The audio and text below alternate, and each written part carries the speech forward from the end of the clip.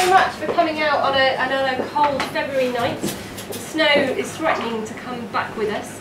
And welcome to the first Cafe Scientifique of 2013.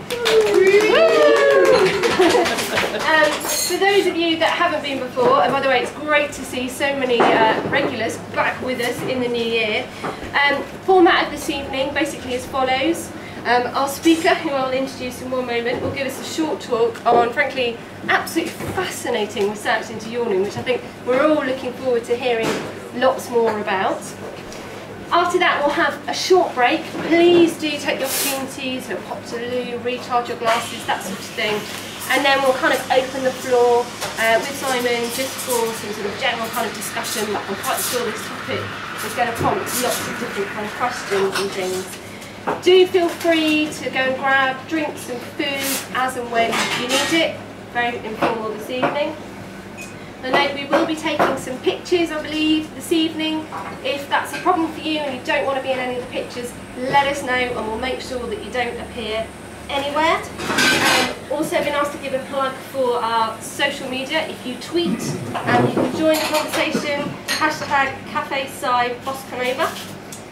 Which then very quickly leads me on to our esteemed speaker this evening. Dr. Simon Thompson is Associate Professor at Bournemouth University. He's a clinical psychologist in the School of Design, Engineering and Computing. I'm not quite sure how that works, perhaps you can explain that later, that sort of thing. Simon has not one but two PhDs, one in dementia and one in stroke. He's got 20 years of experience working as a consultant and an incredibly highly esteemed record of both publication and teaching. I've no idea how you've managed to fit that all in. You don't look nearly old enough. But without further ado, I shall hand this over to Simon and his fascinating research. Well, thanks very much for the introduction. That's put me under a lot of pressure. Thanks very much for inviting me here tonight. Obviously, this is very new to me, and it's quite exciting to talk to sort of different scales of audiences and different forums, because you're used to sort of lecturing a lot of the time, so it's nice to talk in different environments. Being here also reminds me of something my wife said a while back, which was that we don't really eat out enough, and that we should have a romantic meal out at least sort of each week. So we found a nice restaurant, nice food and nice wine. So she goes Tuesdays and I go Fridays. And from that illustration you can see why I'm not a stand-up comic. I've gone into academia instead. So, okay, tonight, I want to talk about yawning. And please feel free to yawn if you want to, because that's all part of my experimentation and everything. Not that I'm experimenting today. But I'm used to it in as much that we all yawn, and it's a fascinating subject. And I got into it sort of more recently. Obviously, yawning is a topic that's been known for many years, and neuroscientists and neurologists, or practitioners and academia, have sort of had it as a scientific conundrum, because they don't really know the mechanisms that are involved in yawning, or rather, they understand some of the mechanisms, but it doesn't explain why we yawn in different circumstances. So I've got some slides, illustrations here. And I absolutely knew this one. Oh, it is going to work. That's good. Such a long introduction. So you'll recognise this chap here, René Descartes, which is a chap considered to be the father of modern philosophy. And he had some curious notions about yawning and about the soul. He regarded a bit of the brain called the pineal gland, which is towards the top of the brain, as being the seat of the soul. Hello. I wonder if you could try and speak up a little bit. It's a little hard to hear at the back. Oh, sure. Okay. Yeah. Thank you. Okay. So René Descartes. Can you hear me there? Yeah. That's no problem.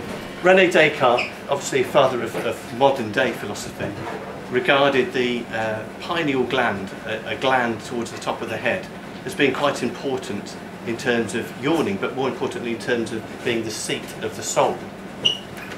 So this tiny little organ, with ancient civilizations also regarded this organ as being important in terms of not only sexual arousal in men, but also that it could enhance the soul, and so that they started to do rather elaborate things and rather dangerous things, like cutting holes in the top of his skull to allow more light in, so that it could increase the activity.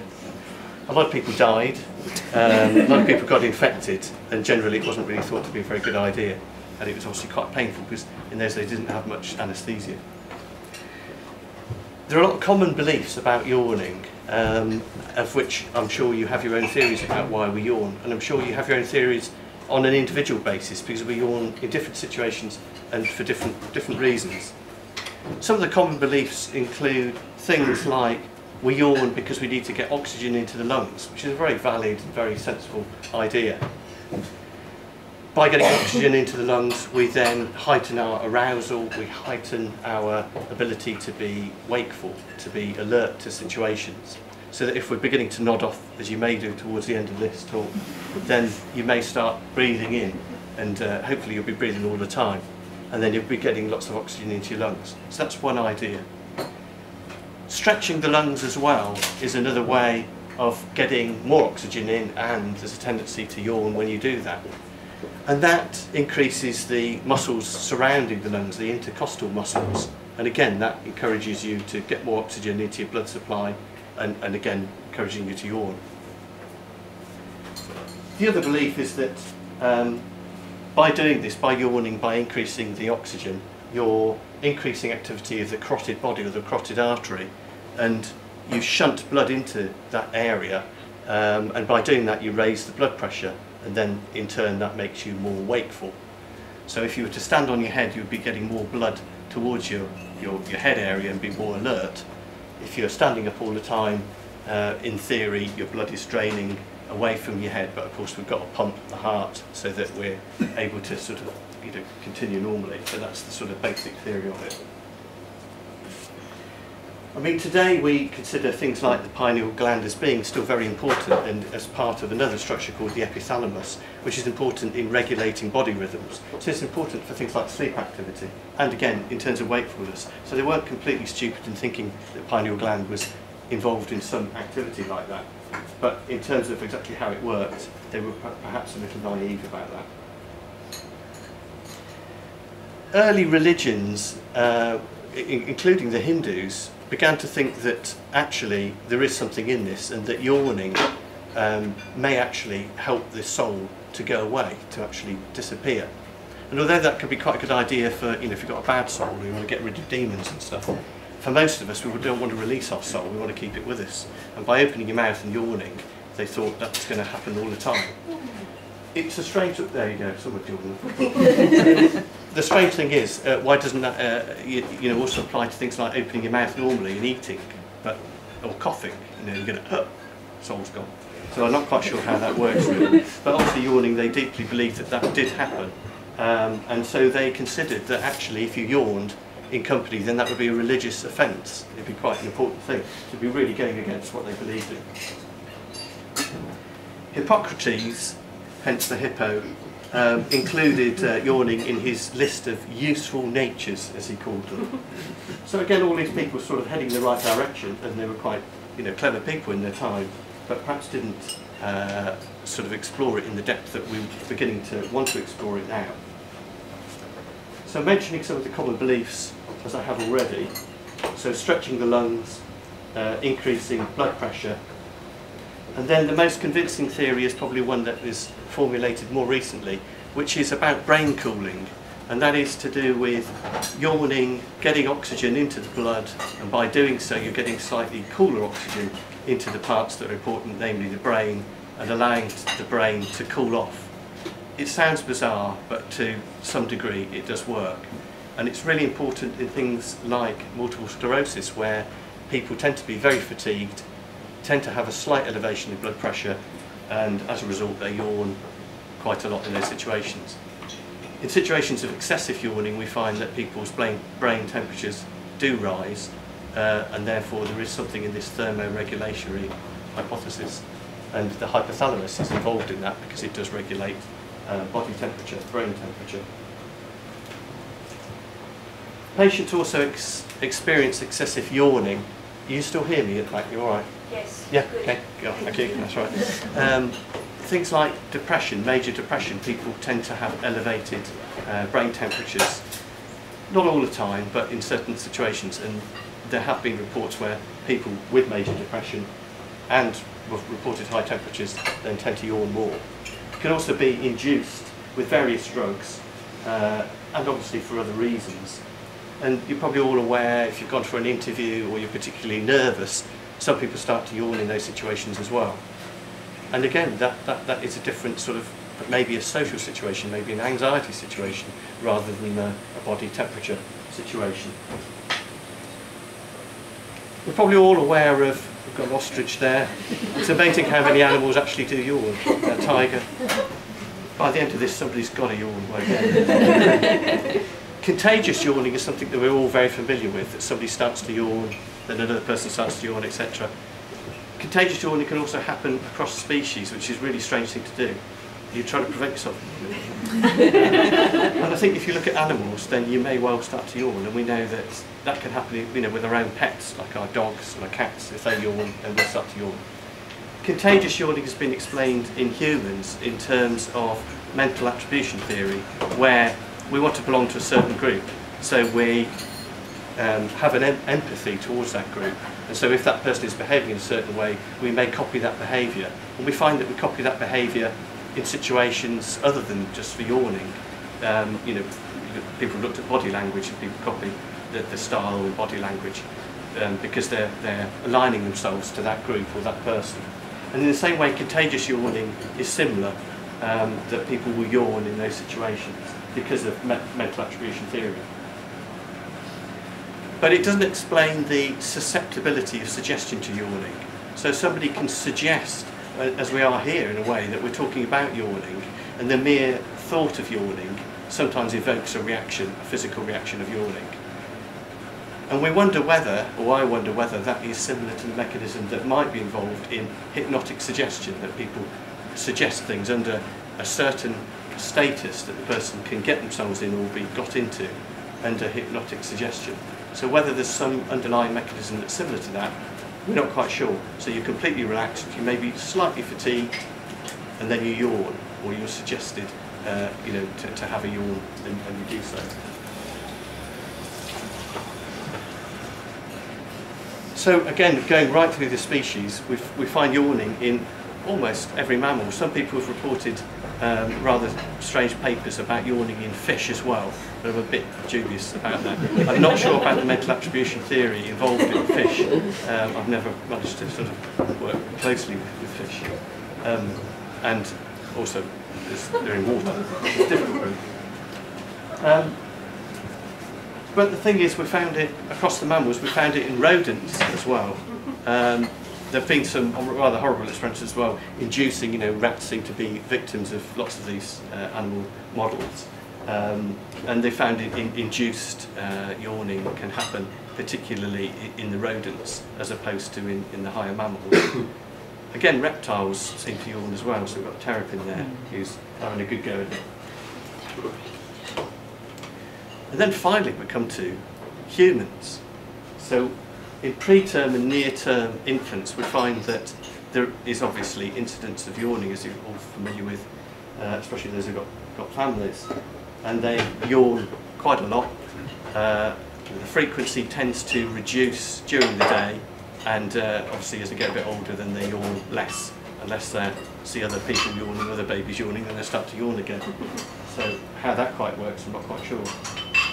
And that's due to the development of the control centres in the brain, namely the hypothalamus and the bit towards the back of the head containing the brainstem, which is called the medulla oblongata. There are a couple of, well, three structures, the pons, the midbrain and the medulla oblongata, and those, the medulla and the hypothalamus, are involved in regulation in that respect. So lots of people talking about yawning for centuries, then neuroscientists, neurologists, psychologists, medics, nurses, etc., all sorts of professions came together in 2010, and I was invited to a conference in Paris, and actually it was in Charquet's amphitheatre, which was quite an amazing place to actually think, you know, this is historic, and you know, so many more worthy people had been there sort of, you know, before I got in there. And it was a conference on yawning. It's the first international conference on yawning. It was fascinating to actually look at the photographs of some of the delegates as well, who were indeed yawning during the thing. And to do about these sort of things. But really some good things came out of it, and some interesting anecdotes were also reported which have now been published. And one of them is that some people working with stroke patients had noticed for quite some time now that there's a peculiar syndrome that can happen with excessive yawning, and it only happens again towards the back of the brain stem. If you get an ischemia, which could be a blockage to an artery that can then burst, like an aneurysm, spilling blood into the tissues, so creating a stroke. And if it happens, a brain stem ischemia can give rise to excessive yawning. And in that case, the paralysed arm can sometimes rise automatically, and that has now been termed parakinesia brachialis ossitans, which is so what? But we identified it, and it happens particularly in this loci of structure. And again, it sort of helps us in some ways understand some of the roots, some of the neural roots of yawning, but it doesn't explain them in other things, when we yawn in other ways. There are so many neurochemicals that we've identified to do with yawning, and we're still making sense of what is involved in that. It seems that so many neurotransmitters, neurochemicals that are used to pass along our synapses to give our nerves, responses to make us move and so on. Those neurochemicals are involved in so many diseases. For years we knew that dopamine was heavily implicated in Parkinson's disease, and obviously it still is. But we also know that there are a couple of structures that are involved in that area that are responsible for producing dopamine, but it's not as simple as just producing dopamine or not. It's about the regulation and getting that correct. And we know that serotonin, which is involved in depression, is also involved in Parkinson's disease, and that led to the development of L-DOPA and other drugs which combat Parkinson's disease, that help to steady a person with Parkinson's disease and live a more normal life.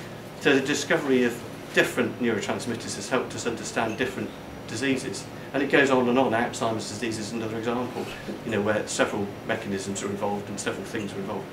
So what I'm saying is yawning is an interesting thing to study because we can all identify with it, but it also crosses so many other neurological diseases.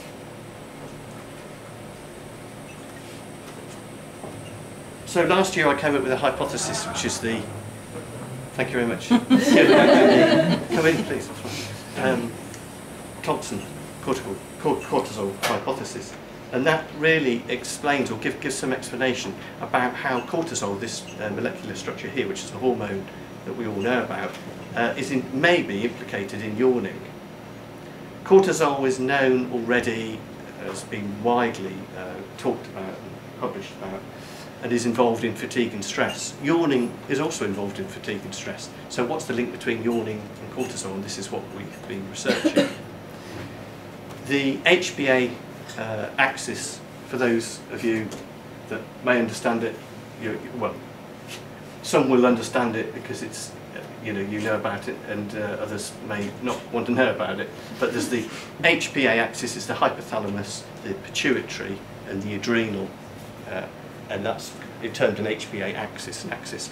So really, it's a feedback loop where it's a communication between the various structures in the body, the hypothalamus towards the top, which we talked about, which is regulatory in terms of the body rhythms, the pituitary gland producing hormones, and so is the adrenal gland, which you're probably more familiar with. And it really regulates cortisol in combination with production of other hormones.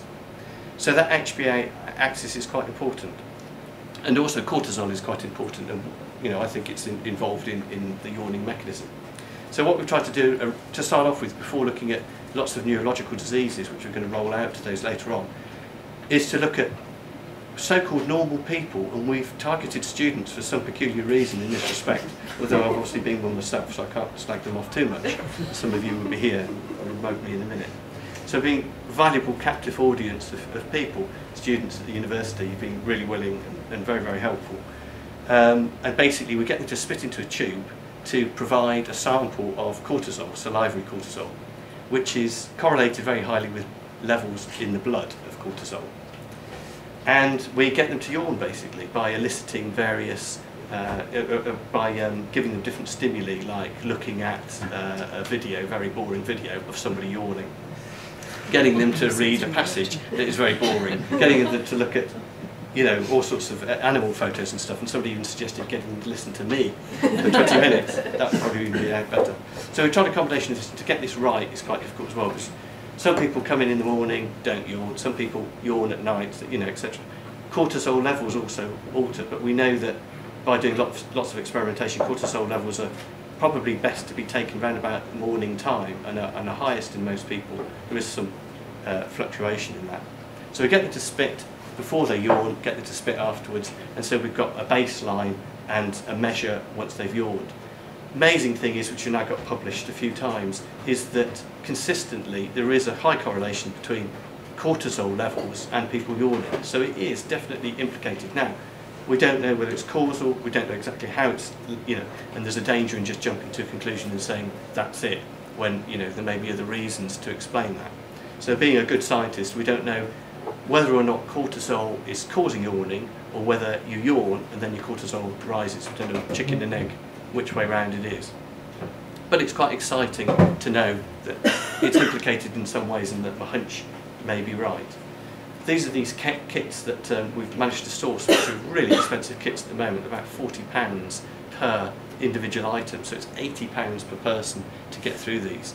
And we've had trouble with funding, but we're managing to secure some funding and roll this out with collaboration with we've had to go to France to collaborate with a big university in France, and we've got the MS Society in France and the MS Society here to be interested in this enough to possibly fund us. So we're going to look at this, because the benefits, potential benefits of this is that if we can early identify something happening like a cortisol level, and if it is implicated in a neurological disease, then it could just possibly be an early diagnostic test of something untoward happening. That's the exciting and a promise of it. We're a long, long way to even getting there, and we may, you know, it may be incorrect, but this is, you know, how we go along with experimentation. So there's me yawning, being rigged up to some electrodes, and we also wanted to find out what is the nerve level, the using myograph, which is, measures the electrical activity in the muscles. You just have surface-placed electrodes so that it's non-invasive. It doesn't damage the skin. It doesn't give you any electricity. We've seen that the electrical activity obviously rises when you yawn because your muscles are moving. You know, your jaw muscles. But what has never been done before is correlate that with the level of cortisol. Is there a link? Sure enough, there is a link. But again, we want to make sense of it. So there's lots of data, lots of interesting things, but we don't know what it all means yet. But it's you know, innovative. It's new. And this is what is exciting about doing it. Now, in terms of, I mean, we've obviously started to see yawning in other situations, and we even have quite recently spotted yawning in the womb. So this is a fetus apparently yawning, so, which is quite incredible, really. And then going back centuries and centuries, you know, we're starting to actually see depictions of yawning in all sorts of things. So in art forms, Japanese sculptures, there's somebody yawning. I mean, we've known about it for a long time, but you know, maybe ancient civilizations actually knew about yawning, or knew, you know, what was happening in yawning more than we actually credit them with. So we're getting full circle and actually thinking, well, maybe they did actually know something, which is quite remarkable, really. And even Geronimo, who actually translated means one who yawns, and he was a medicine man, chief Chiricahua Apache in southern eastern Arizona, and he was known for his yawns. So there you go. And today we're having lots of media coverage whenever something happens, which is humorous to us, and we're seeing people yawning in all sorts of situations, and we're seeing this in the ministry in Korea, and even in the army, where I'm sure that poor chap probably did get told off for that when he got in the media, not too badly, but you never know with Korea. And whoops, going back too fast. Whoops. And there's my little daughter, who's pink, who yawned at 28 days old. She would be here tonight, but she gives her apologies because she wanted to have some milk. going to vent early. So,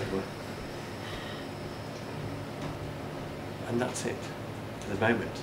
So thank you very much for listening, and I'll enjoy sort of debating this and hearing your ideas about it sort of later on.